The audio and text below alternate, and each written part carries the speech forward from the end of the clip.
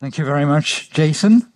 And thank you very much, Lorenzo, for joining us today. Thank you for inviting us. So we're going to be talking about boardroom momentum and exploring business use cases today, which is kind of a broad topic. So we've got 15 minutes, so we're going to go quickly. Please use Slido. I'll try to keep a couple of minutes at the end to see if we've got something interesting. But obviously, I wanted to start asking about D-Wave, because you've got a rather unique position, I guess, in the quantum market in terms of what you're doing and the products that you're selling. So maybe do you want to say a few words as to how you fit and how you position yourself into the quantum market before we start? Yeah, absolutely. Well, for two things that I want you to remember walking out of here. Number one, think of optimization. I have an operational research degree. Some of you may understand what that is, but basically, how do you formulate mathematically something that goes on in the real world and trying to figure out the minimum and maximum? So you're trying to optimize time, resources, investments, or anything like that. That's why number one. Number two is think of quantum not 2030, not, oh yes, we're going down the road. There are customers of ours in production right now, doing production schedules right now, doing workforce schedule right now. So think of optimization and realized, and that's where the difference for us. So I'm here to talk to you, as you can tell from my title, I write revenue. Revenue only works if customers get value. So I joined the company about a year ago. I have 25 years in optimization. It's helping customers bring solution. And there are some there that are listed here that I can talk you through it. Yes. Very different than people are talking about 10, 20 years from now. I'm talking about value. That it's unbelievable. I didn't realize that a year ago when I joined, that it's possible to do right now. Yeah, I mean, exactly. I think this is kind of the point of the conversation today. So we'll go back to kind of specific use cases to the end, but I'm sure everybody in the room, especially business leaders in the room, are going, okay, we can do it now. Or do we get started? So, how do you get started? If you're a business, what would you say to the business leaders in the room? Or do you get started with quantum because you're saying it's happening now? Yeah, well, if you look at optimization, you're trying to maximize or minimize an object function, and then you insert variable and constraints associated with that. And classical computing has a problem that the more variables and constraints you put on, the longer and longer it takes. You get to a point where just classical computing can't solve it. Like I'm used to, for example, in supply chain planning, you're looking at jobs that takes 40 hours. You can only run on the weekend, and sometimes you can't even process those. Now, you can look at those very differently now. You can actually handle much, much more variables out there. And what does that mean? Well, in a lot of instances, that means you get a better answer. So let me pick you one example that we listed here, a company called NTT Docomo. If you went to Japan, you're very familiar with that. Think of Vodafone here. You think of NTT Docomo in Japan. What happens is in a mobile network, the network needs to know where you are in the cell network. So the network is constantly pinging your phone that you have with you to figure out which tower you're on. Well, that pinging consumes a bunch of bandwidth that is not useful. And so optimizing that is extremely important. If you look at classical computing today, NTT Docomo, they publish the numbers. The best they could do is get about 130 variables. But in reality, the problem they need to solve is about 1,000 variables. So they came to us with, quantum computing, we can get up to 2 million variables, so no problem. And then the question becomes, if I can do 1,000, what does it mean for me? So they actually put it into production on real 2 towers out of the 250,000 they have. And they figure out they can extract 15% more, or free up that network for 15% more capacity for either getting more transactions, like text and everything you do on that, or, have 15% less assets. They have 250,000 of those across Japan. They cost between $20,000, $200,000 each. You can do the math. Interesting enough, that's the power of quantum you can do. The other thing interesting is today to do with 130 variables, it takes them 26 hours. Now, interesting enough, it doesn't matter to them, the speed, because they run this thing every 6 months. So if it takes 26 hours, it's fine. But the number they published is with quantum computing today, not 20 years from now, today they're down to from 26 hours to 40 seconds. So you got to understand that in the right use cases, and has to do all about the data sets you have and so on, so it's not generic applicable, you can take something that you can go a 10x multiplier in terms of complexity and a huge reduction in time. So if you think about production scheduling, Ford Otosan in Turkey is live on production scheduling.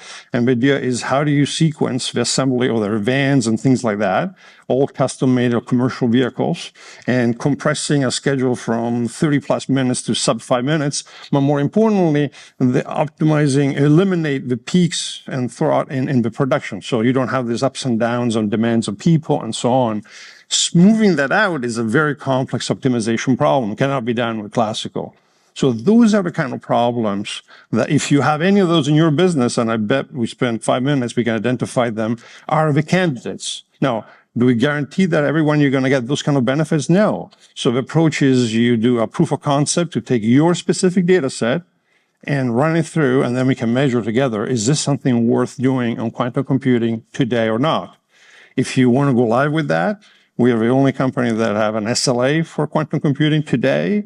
We're the only ones your systems, our queue time is sub-seconds, not hours and so on.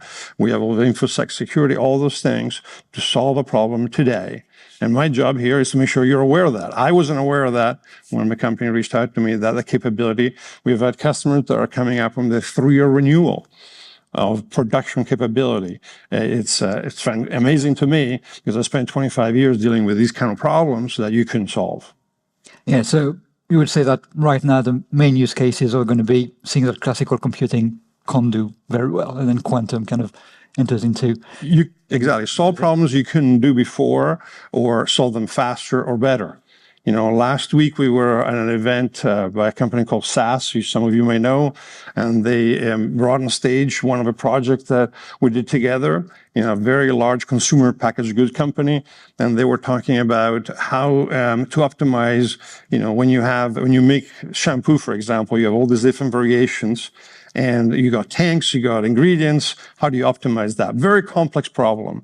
10 to the 124th power in terms of combination possible. The best they can do on classical is about 6 hours or so to optimize that. That means you're waiting for 6 hours for an answer to change your production. With quantum now, they're down to less than 12 minutes today.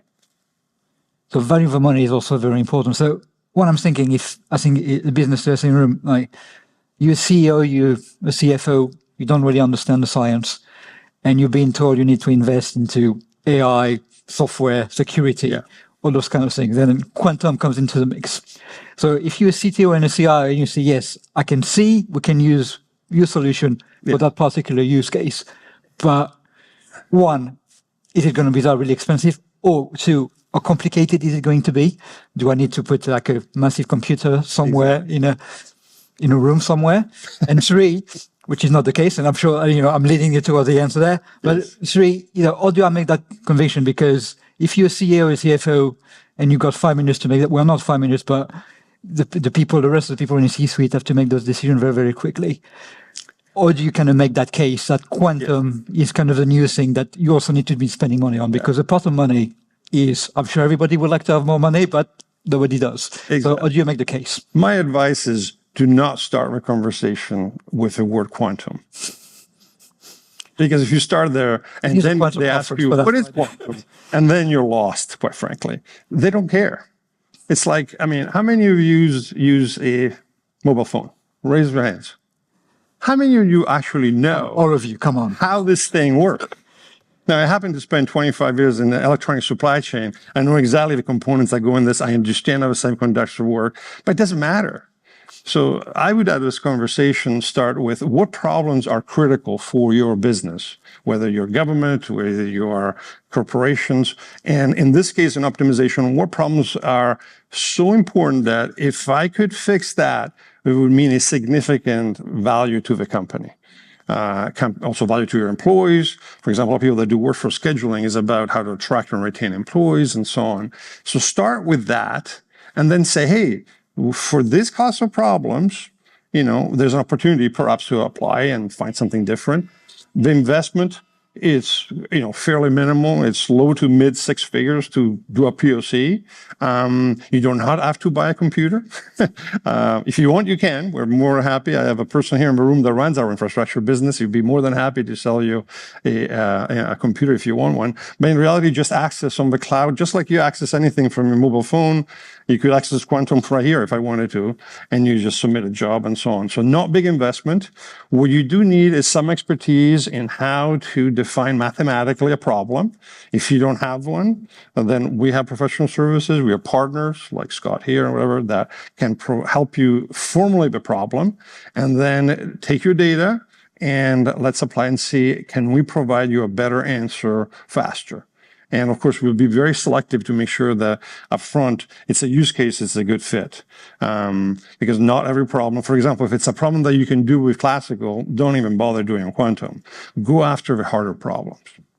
Yes, and maybe let's talk about some of those other problems that you've kind of helped out. So you've already given that example of NTT Docomo in Japan on telecom space.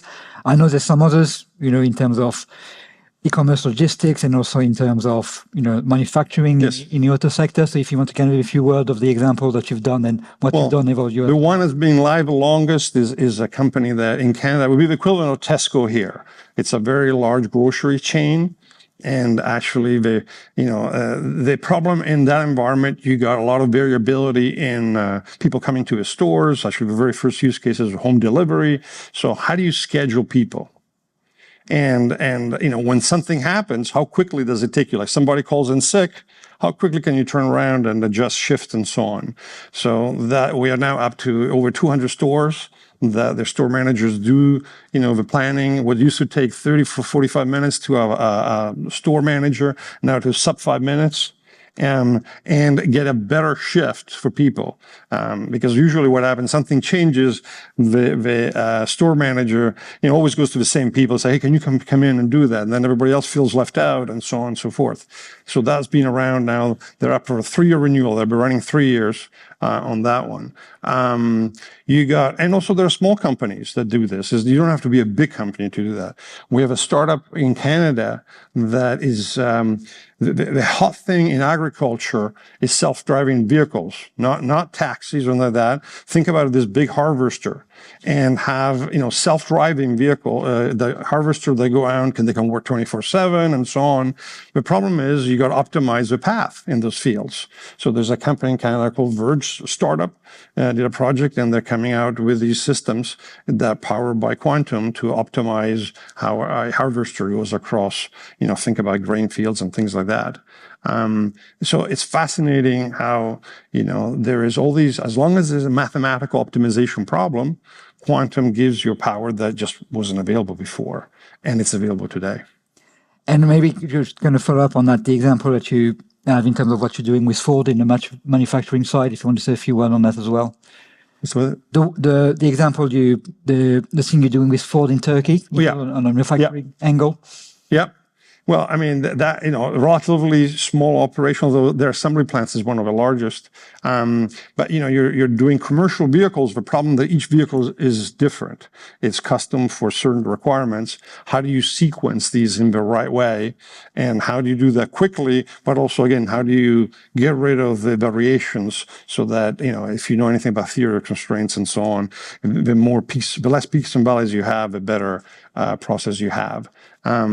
Small team. We did a proof of concept, and now they're in production for about 6 months or so. So you don't have to be a super sophisticated organization.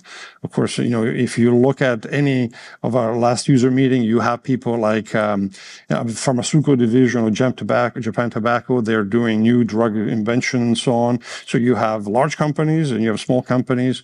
But don't think of quantum as this thing that is a mystery thing.